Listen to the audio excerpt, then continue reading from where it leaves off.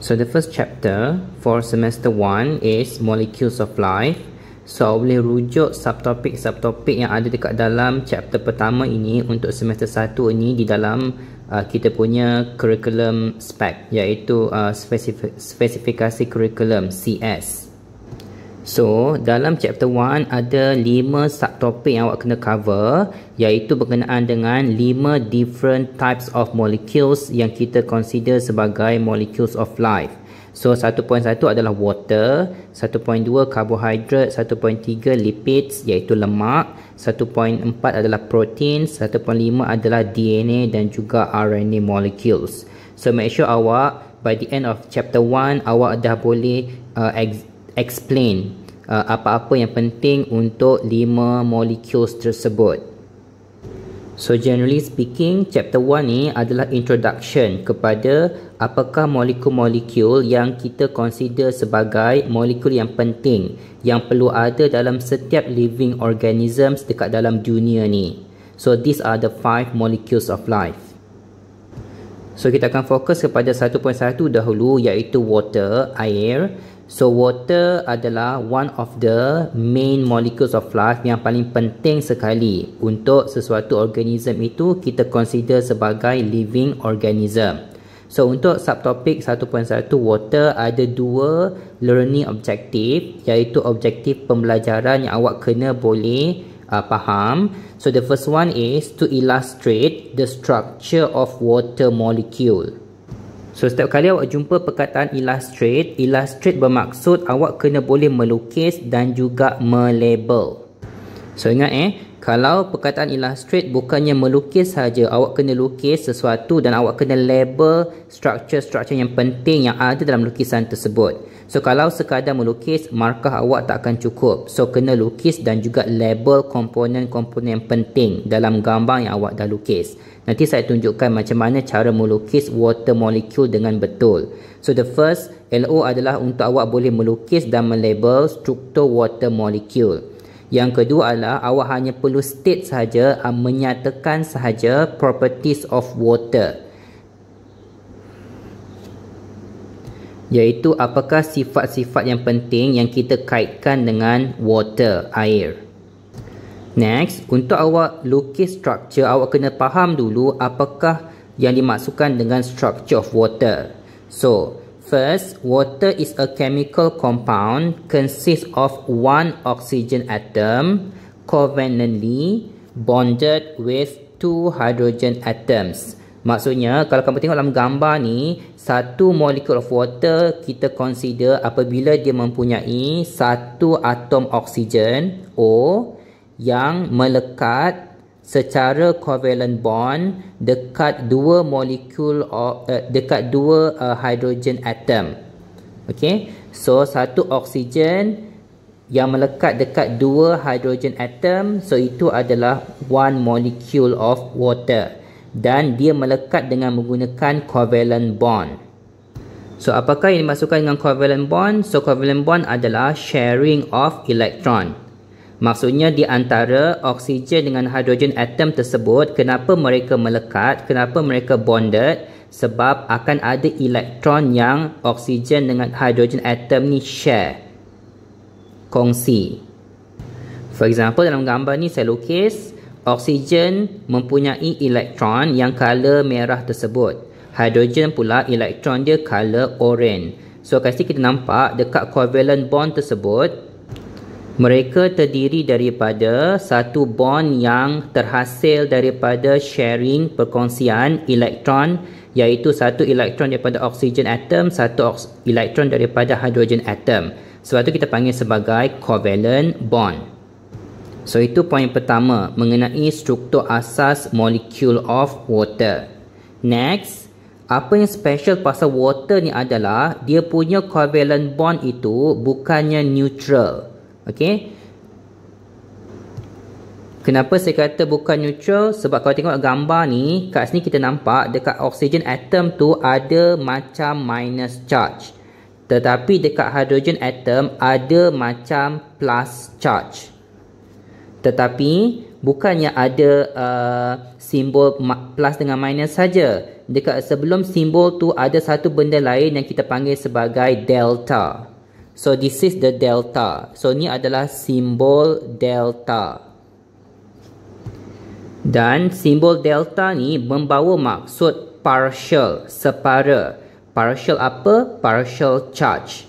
So maksudnya walaupun between the oxygen and hydrogen atom itu adalah covalent bond, tetapi covalent bond itu bukannya neutral di dalam water molecule. Dia adalah bersifat partial charge, separa charge. Okay, sebab tu dekat situ saya ada letak delta minus dekat oxygen, tetapi delta plus dekat hydrogen atom dalam satu water molecule yang sama. So, oleh kerana satu oxygen atom itu bonded dekat dua hydrogen atoms, sebab itulah dekat oxygen atom punya partial charge, dia punya delta minus tu, dekat depan dia kita letak 2. So, 2 tu nak kata ada 2 partial positive charge hydrogen atom yang melekat dekat the same oxygen atom.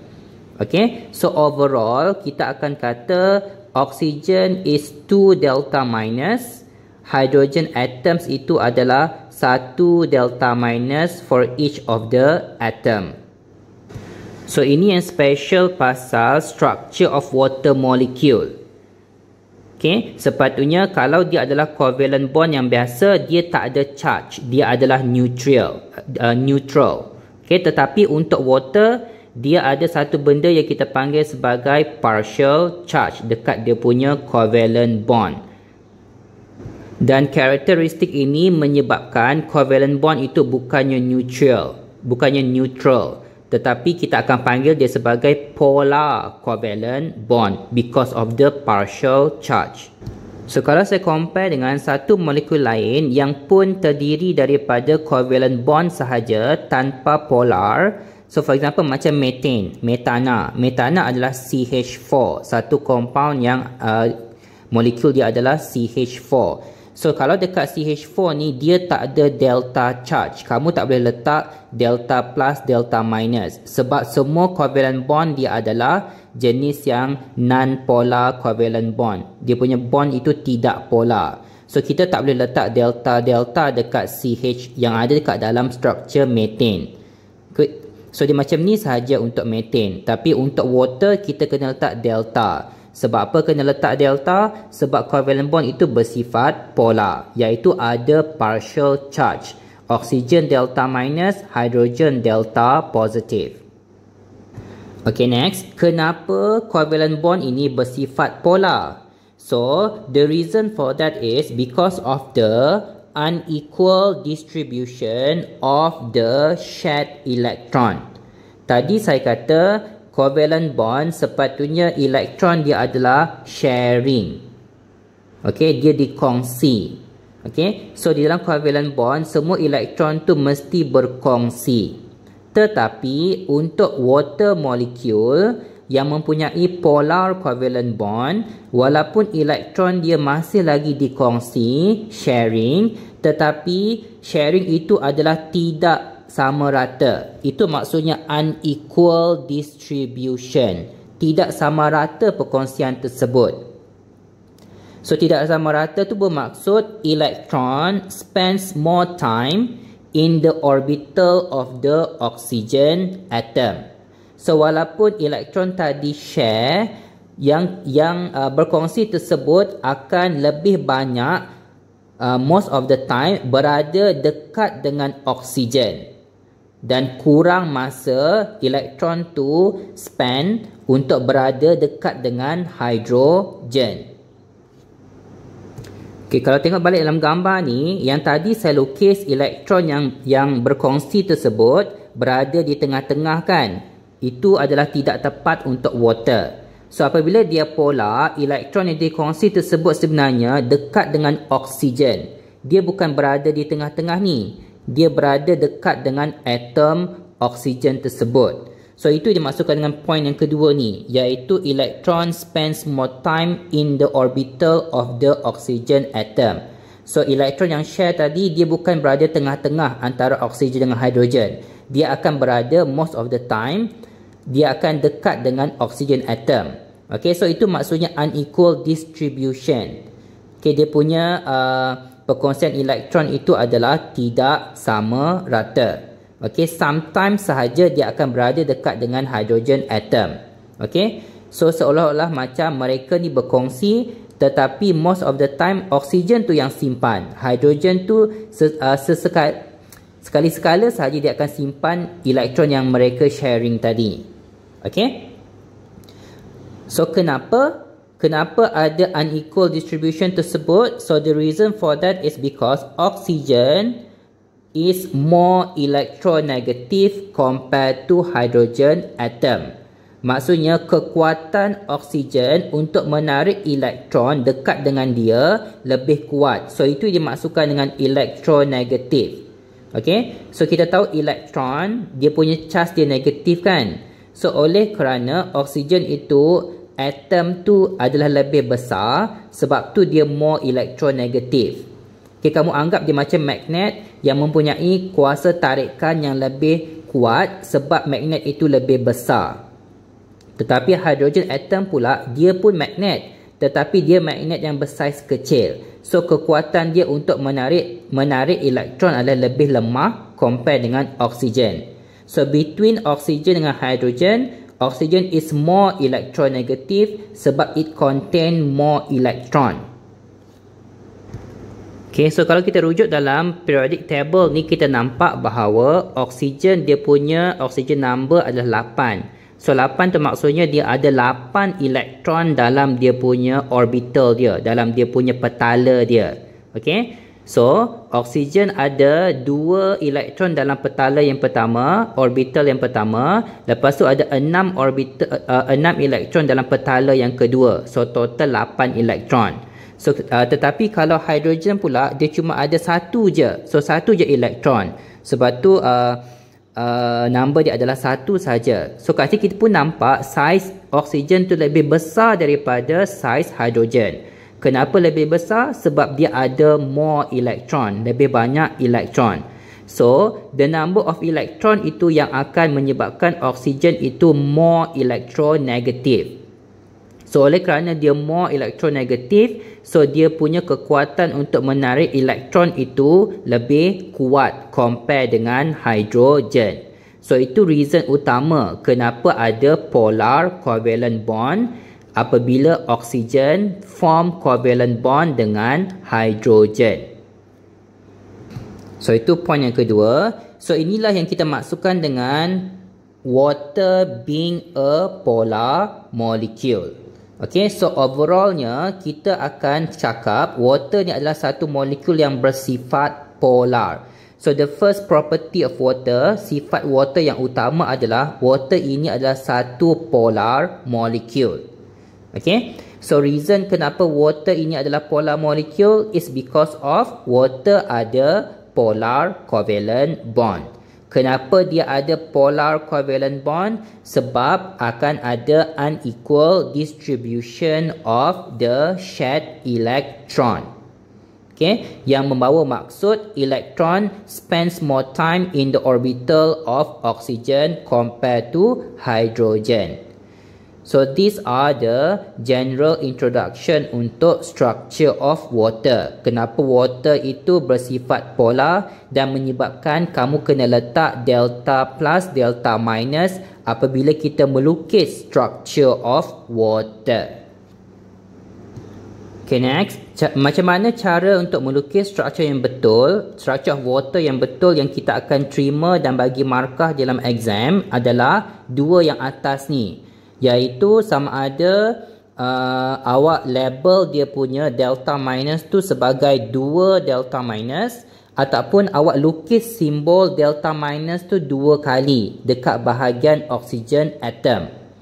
Okay, so itu paling penting. So itu perbezaan yang pertama untuk dua di atas ni lah. Tapi tak kisah mana satu, dua-dua pun betul. Yang penting awak lukis oksigen tu delta minus, hidrogen tu yang delta plus. Okay, itu yang pertama. Yang kedua, mesti draw stick figure only. Maksudnya gambar-gambar yang sekadar oksigen, lepas tu ada dia punya kayu dia untuk melekat dekat hidrogen. So ini sahaja yang diterima.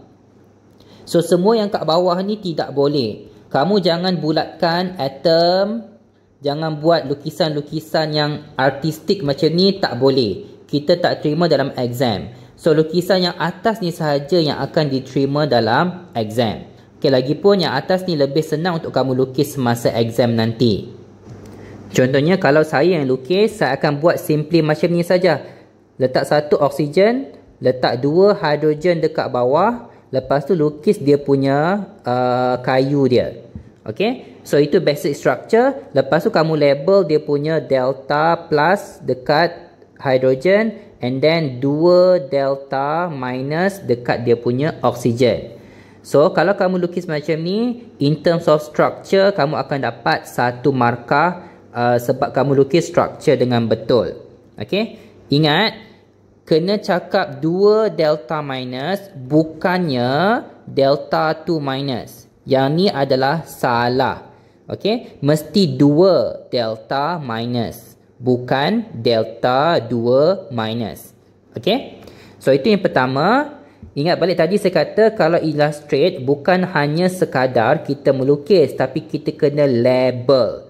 So dalam struktur water ni, apa yang perlu dilabel adalah, yang kita label adalah dia punya covalent bond di antara oksigen dengan hidrogen atom. So itu saja yang kamu perlu label, dia punya covalent bond. Okay, so satu lagi, semasa labeling kamu tak perlu letak anak panah. Kamu hanya letak satu garisan lurus sahaja kepada benda yang kita nak label. So in this case, yang kita nak label adalah covalent bond tersebut, kayu tersebut. So make sure awak sentuh awak punya anak panah itu tanpa dia punya yang tajam tu. So lukis macam ni saja, terus dekat melekat dekat apa yang kita nak label.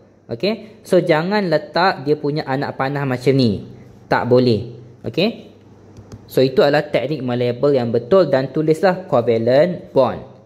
So ini akan membolehkan awak mendapat 2 markah untuk illustrate the structure of water molecule.